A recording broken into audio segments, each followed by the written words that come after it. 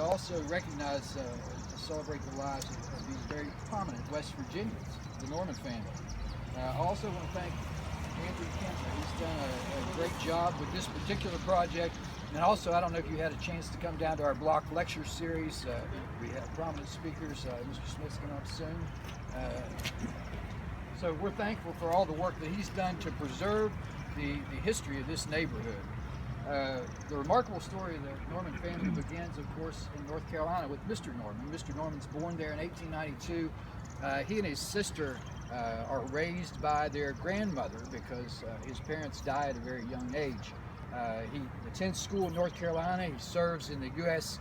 Army Cavalry Engineers during World War I and went out as a first lieutenant. After the war, he went to Carnegie Mellon for a while and studied architecture. And then in 1919, he moved here to Charleston and set up an office right up here at the corner of Washington and Dickinson Streets at what was the Knights of Pythias building, I believe. He designed buildings throughout West Virginia, throughout the Kanawha Valley. Some of the ones that we think about that are still standing: 16th Street Baptist Church in my hometown of Huntington, still a beautiful church. Shanklin's Grand Theater down in Ronsford, West Virginia. And of course his home down there on the west end, 1118 2nd Avenue, the Norman home, still standing.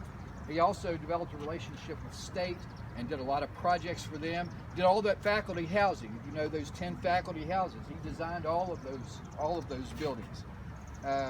During World War II, he was involved in classified construction projects for several years for the U.S. government. And he was a really quiet man, very dignified, very reserved, as I understand it. And he passed away in 1967. Mr. Norman married a woman who undoubtedly served to complement his reticent nature. Mrs. Norman graduated from Garnet in 1915, would later earn her undergraduate degree at Howard and her graduate degree from Columbia University.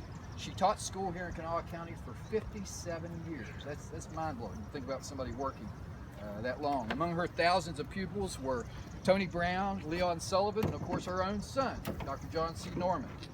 She also had her own radio show, which ran for more than 30 years on WKAZ.